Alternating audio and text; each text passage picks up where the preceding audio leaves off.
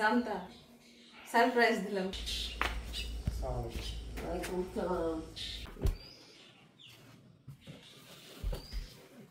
আড়াই মাস মিশারি তার বাবাকে কাছে পায় নাই, মনে হইতেছে যে 2.5 বছর পরে কাছে পাইছে। আসসালামু আলাইকুম। আমার বিপদের দিনে পাশে থাকার জন্য মিশারির আব্বু সেই সৌদি আরব থেকে ছুটি নিয়ে বাংলাদেশে আসছে। তো এখন উনি এয়ারপোর্টে অবস্থান করছেন এবং ওনাকে এয়ারপোর্ট থেকে রিসিভ করার জন্য কে যাচ্ছে? মিশারি আর তার নানা। কিন্তু মিশারি হচ্ছে নাছোড় বান্দা, আমাকে সাথে নিয়ে তারপর সে তার বাবাকে আনতে যাবে। তো শীতের সকাল এবং সময় হচ্ছে সকাল 6:45, কিন্তু এখনো বাইরে অন্ধকার, কারণ ওই যে শীতকাল, দেরিতে রাত পোহায়। তো মিশারির নানা গাড়ি নিয়ে আমাদের বাড়িতে আসবে, তারপর আমরা ওই গাড়িতে করে সরাসরি এয়ারপোর্টে যাব। তো কিভাবে মিশারির আব্বুকে বাড়িতে নিয়ে আসলাম জানতে হলে পুরো ভিডিওটা দেখতে থাকুন। এই যে মিশারি রেডি যাওয়ার জন্য। মিশারি, তোমার বাবার সাথে কথা হয়েছে? এয়ারপোর্টে নেমে তোমাকে ফোন দিয়েছে? উফো, কারণ তুমি ঘুমিয়েছিলে, আমাকে ফোন দিয়েছিল। তোমার বাবা তো জানেন আমি যাব, তুমি যে আমাকে নিয়ে যাচ্ছ, তোমার বাবা তো জানেন। এখন তো সারপ্রাইজ হয়ে যাবে। তোমার অনেক শীত করছে? উফো, শীতে মুখ টুক লাল হয়ে গেছে। আচ্ছা, তুমি রেডি তো? জুতা পরো। দেখুন 5:45 বেজে গেছে, অথচ অন্ধকার। তো আমরা অপেক্ষা করছি, ইচ্ছা আছে যে সকাল হলেই যাব। তো দেখুন মাত্র সকাল হচ্ছে, আকাশটা এখন অন্ধকার রয়ে গেছে। তো আমার দেবরের ছেলেকে বলেছি রেডি করে দেওয়ার জন্য, মানে বাচ্চারা ঘুমাচ্ছে, কেউ এখনো উঠে নাই, আবারও শীতকাল। তো সময় হচ্ছে সকাল 6টা, দেখেন ঘুটঘুটে অন্ধকার এখনো। মিশারি আর মোত্তাসিন দাঁড়িয়ে আছে গাড়ির জন্য, এখনো গাড়ি আসে নাই। হাতে কি এটা? আলো জ্বলতেছে অন্ধকারের মধ্যে। তো আমাদের এগিয়ে দিতে আসছিল তারা, এখন এগিয়ে দিয়ে চলে যাচ্ছে। আর আমরা এখন গাড়ি ধরবো, কারণ গাড়ি চলে এসেছে। আরে না না,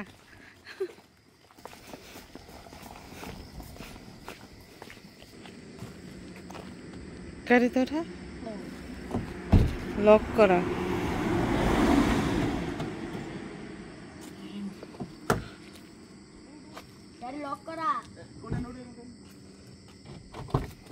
যেমন আছে, ওঠো ওঠো, যাও যাও যাও।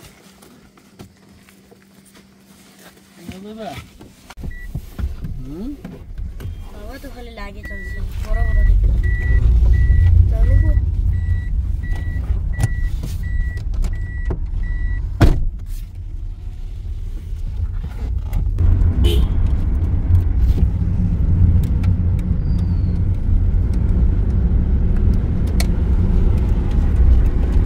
সকাল হয়ে গেছে না?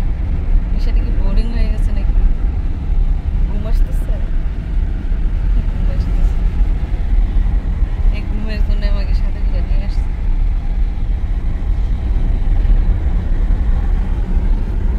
তো দেখতেই পাচ্ছেন ভোর সকালে আমরা রওনা দিয়েছি এয়ারপোর্টের উদ্দেশ্যে। আর অন্যদিকে মিশারির আব্বু দাম্মাম থেকে রাত 8টার ফ্লাইটে ঢাকার উদ্দেশ্যে রওনা দিয়েছে এবং ইতিমধ্যে উনি কিন্তু পৌঁছেও গেছেন। আর এয়ারপোর্টে পৌঁছেই কিন্তু আমাকে কল দিয়েছে আমি যেন লোকজন সহ গাড়ি এয়ারপোর্টে পাঠিয়ে দিই। তো মাত্র 2.5 মাস পরে মিশারির আব্বু সৌদি আরব থেকে আবার বাংলাদেশে আসছে। কেন আসছে বিষয়টা তো আপনারা জানেনই। আমার বিপদের কালে পাশে থাকার জন্য উনি এত কষ্ট করে চাকরি লস দিয়ে, ব্যবসা বাণিজ্য লস দিয়ে তারপর বাড়িতে আসছে। উনি ওনার কথা রেখেছেন। যাওয়ার সময় উনি আমাকে কথা দিয়েছিলেন উনি আমার বিপদে পাশে থাকবেন। আর আমিও অনেক মন থেকে চেয়েছিলাম যে উনি যেন আমার পাশে থাকে, আমার সাথে থাকে। তো আল্লাহ কবুল করেছেন, ওনারও ইচ্ছে হয়েছে, উনি বাড়িতে আসছেন। দেখেন, ভাগ্য সহায় থাকলে এবং মন থেকে কিছু চাইলে আল্লাহ কোনো দিনও তার বান্দাকে খালি হাতে ফেরায় না। আজকে আবারও তার প্রমাণ পেলাম। তো শত শত যাত্রী এসেছে দাম্মাম থেকে, সাথে মিশারির আব্বুও এসেছে। তো উনি এয়ারপোর্টে পৌঁছে ওনার মালপত্র সব বুঝে পেয়ে অলরেডি কিন্তু এয়ারপোর্টের বারান্দায় দাঁড়িয়ে আছেন। আর আজকে যে আমি যাব সেটা কিন্তু উনি স্বপ্নেও ভাবেননি। তো এটা ওনার জন্য একটা সারপ্রাইজ। আমাকে দেখে হয়তো বা উনি অবাক হয়ে যাবেন।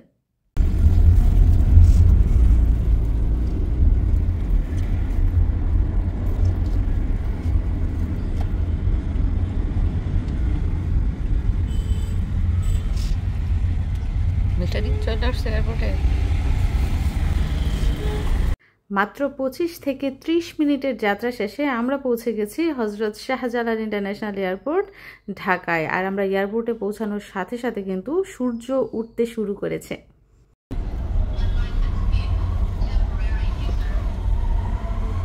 তো আমরা 1 নম্বর টার্মিনাল দিয়ে ভিতরে ঢোকার সাথে সাথেই দেখি উনি উপস্থিত।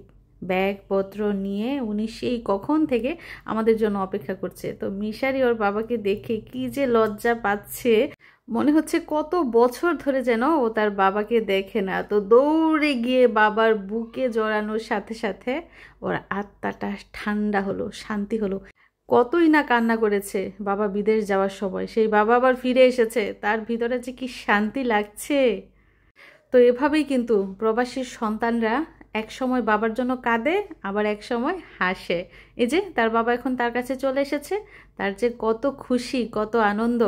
আর বাবা সাথে করে কত কি নিয়ে এসেছে সন্তানের জন্য, এটা দেখতে তো আরো খুশি। এই যে মিউতাসিন তোমার নানাই বলে তোমার বিমানও তুলে দিব।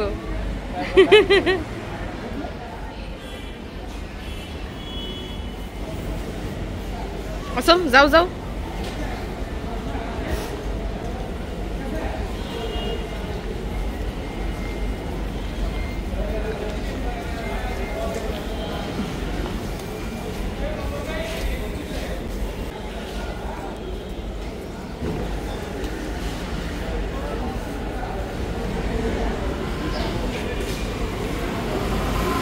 বড় বড় লাগেজ আনছে, গাড়ি তো উঠবো নি।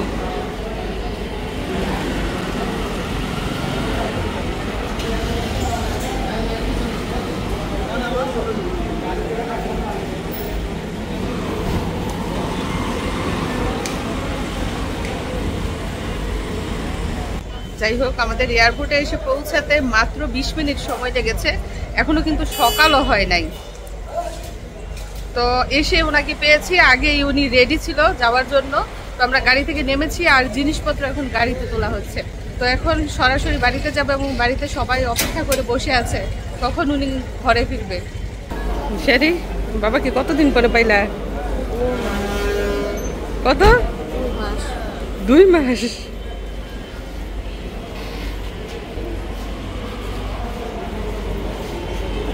কি বড় লাগেজ গাড়িতে যেতেছে না? না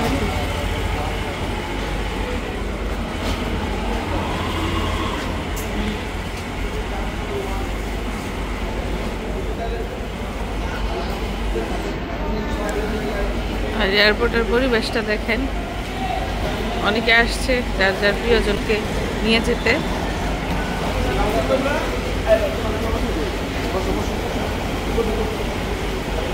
যাই হোক, আমাদের মালপত্র গাড়িতে উঠানো শেষ। গাড়িতে উঠো, যাও মিশারি।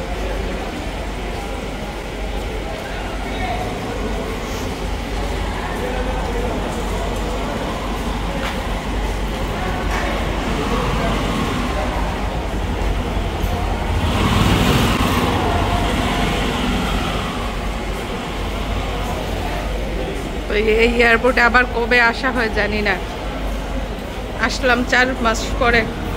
তো এই যে প্রিয়জনকে সাথে নিয়ে প্রিয়জনের পাশে বসে এখন যাচ্ছি বাড়িতে। মনটা যে কি ফ্রেশ লাগছে। আর মিশারির চোখে ঘুম, মোতাসিনের চোখে ঘুম, আমার চোখে ঘুম নাই, কারণ আমি আজকে খুব খুশি। তো বাড়িতে গিয়ে রান্না বান্নার কোনো ঝামেলা নেই, কারণ আগেই রান্না করে ফেলেছি।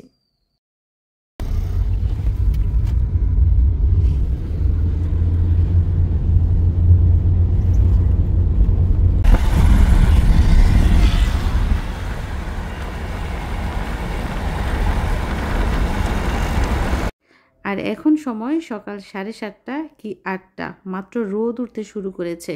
তো অতি উৎসাহের কারণে সারা রাত কেউই ঘুমায়নি, এখন সবাই ঘুমে ঢলে পড়ছে। আর আমাদের বাড়িতে গিয়ে পৌঁছাতে আর মাত্র সময় লাগবে 20 মিনিট। মিশারি চলে আসছে বাড়িতে।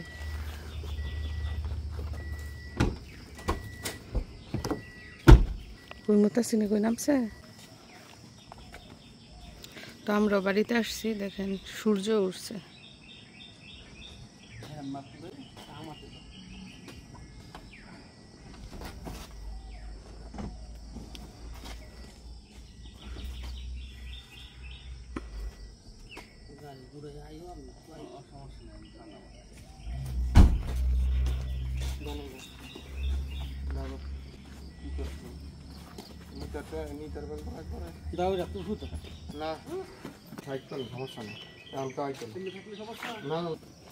বাড়িতে এসে পড়ছি, যাও যাও যাও। তো এই যে মিশারি তার বাবাকে সাথে নিয়ে বাড়িতে চলে আসছে, কিন্তু এখনো তার ঘুম ভাঙে নাই। ওই যে ওর বাবার পিছনে ফেলে রেখে এসে পড়তেছে, ঘুমাইতো। ঘুমাইবা? ঘুমাইবো ঘুমাইবো।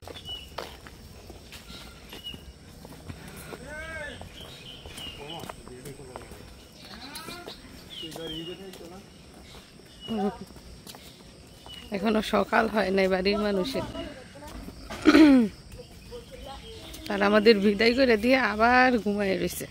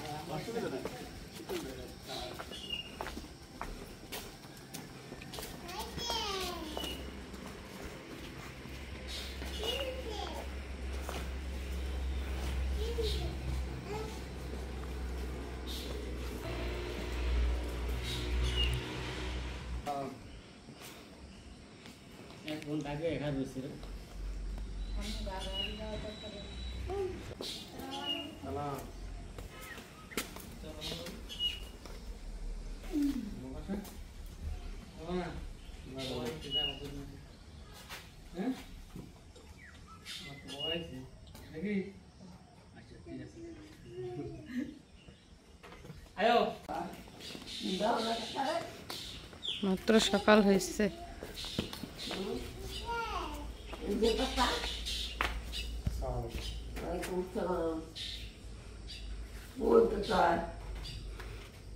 সকালে উঠে রেডি করছে, রেডি হয়েছে, হ্যাঁ যাইব। হ্যাঁ কাম দে না, ঘুমায় যায় গাড়ির মধ্যে।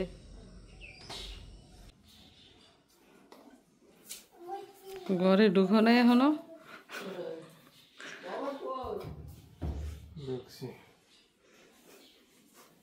তো উনি 2.5 মাস পরে ঘরে ফিরেছে। 2.5 মাস আগে ছুটি কাটিয়ে সৌদি আরব গেছে, আবার 2.5 মাস পরে আসলো। কয় মাসের ছুটিতে আসছো? 2 মাসের ছুটিতে আসছো, লং টাইম।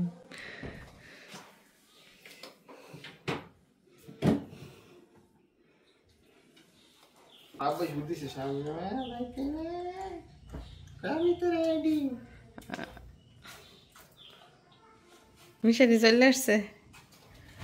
তো 2.5 মাস পরে মিশারির আব্বু বাড়ি ফিরেছে, আর ওনার জন্য আমি আগে ভাগে কি রান্না করেছি চলুন দেখি।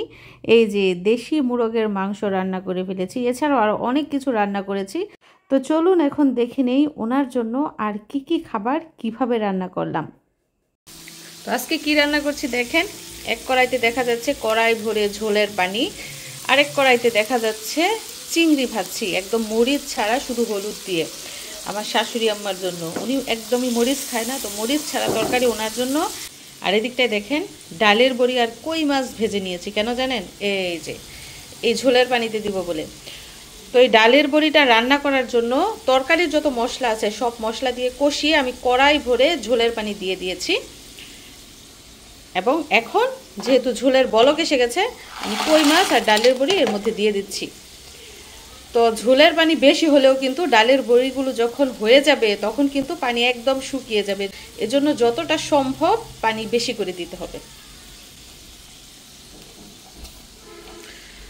তো রান্না হচ্ছে, আমি ঢাকনা দিয়ে ঢেকে দিচ্ছি।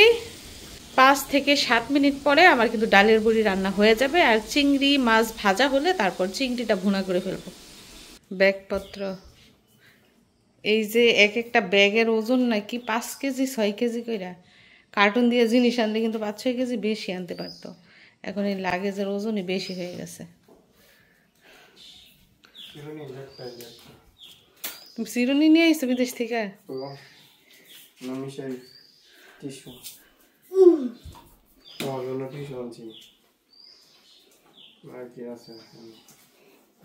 ওনার পকেটে সকেটে যা যা আছে সব বের করতেছে।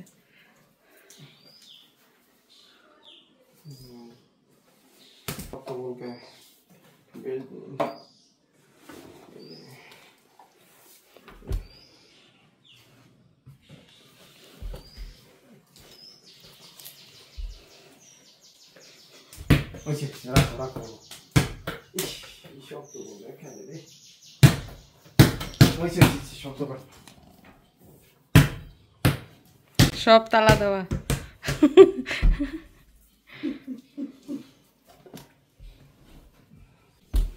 আরে বাবা ছেলের কি মোহাব্বত।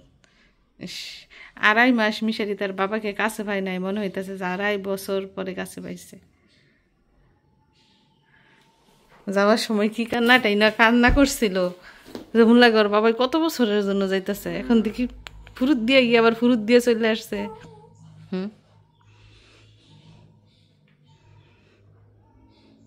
সন্তান না থাকতে এক রকমের মায়া বাড়ির জন্য, আবার সন্তান হয়ে গেল আরেক রকমের মায়া। তো এরই মধ্যে কিন্তু রান্না বান্না অনেক এগিয়েছে। চলুন দেখি ডালের বড়ি রান্না কেমন হলো। দেখেছেন কড়াই ভরে যে ঝোল দিয়েছি, সেই ঝোলের পানি শুকিয়ে একদম মাখা মাখা হয়ে গেছে। আর ডালের বড়িগুলোর সাইজ দেখছেন ফুলে কতটা বড় বড় হয়েছে। যাই হোক, ডালের বড়ি রান্না শেষ। আর এদিক দিয়ে আমি ভাতের চাল ধুয়ে রেখেছি, এখন ভাত বসিয়ে দিব। আর এই যে এদিকটায় চিংড়ি ভুনা করছি মরিচ ছাড়া, এটাও কিন্তু রান্না প্রায় শেষ পর্যায়ে। যাই হোক, ভাত রান্না করলেই কিন্তু আজকে আমার রান্না শেষ হয়ে যাবে। তো আমি যে এয়ারপোর্ট যাবো তুমি জানতা? মানে ওর ঘুমাই এরকমই হয়ে গেছে। তো কালকে রাতে উনি যখন বিমানে ওঠে তখনও কিন্তু জানতো না যে আমি যাবো, অনেকটা সারপ্রাইজের মতো। মিশারি সকালে ঘুম থেকে উঠে বলে, মা তুমি আমার সাথে যাবে। মানে ঘুমে তাকাইতে পারতেছে না, তো বাধ্য হয়ে ছেলের সাথে গেলাম এবং ওনাকে একটা সারপ্রাইজ দিয়ে দিলাম। যদিও যাওয়ার সময় একবার বমি করছি, আসার সময় আরও একবার বমি করছি। যাই হোক, উনি 2.5 মাস পরে 2 মাসের ছুটিতে এসেছেন বিপদের সময় আমার পাশে থাকার জন্য। তো উনি আসাতে আমার কিন্তু অনেকটা সাহস হয়েছে, আমি অনেকটা ভরসা পাচ্ছি এবং মনের মধ্যে অনেকটা শক্তি পাচ্ছি। তো আশা করি আগামী দিনগুলো আমার অনেক ভালো যাবে। তো তোমার কেমন লাগতেছে দেশে এসে? আর এইমাত্র এসেছেন, রেস্ট নিবে, খাওয়া দাওয়া করবে, তারপর জিনিসপত্র গুছাবে, ও ঘুমাবে সারা রাতে। আমিও কিন্তু সারা রাত ঘুমাই নাই, টেনশনে যে কয়টা বাজে, বিমান কখন নামবে, আবার গাড়ি দিয়ে আনতে যাইবো, আবার আব্বাকে ফোন দিতে হইব, নানান টেনশনে আমিও ঘুমাই নাই। তো উনি আসাতে আমরা সবাই খুব খুশি, বাড়িটা একদম ভরে গেছে, বাড়ির ছেলে বাড়িতে ফিরেছে। তো এসেছে বাড়িতে, দেখতে পেয়েছেন কিভাবে এয়ারপোর্ট থেকে রিসিভ করে বাড়িতে নিয়ে আসলাম। তো সবকিছু দেখে কেমন লাগলো মতামত জানাবেন। ধন্যবাদ জানিয়ে বিদায় নিচ্ছি। আল্লাহ হাফেজ।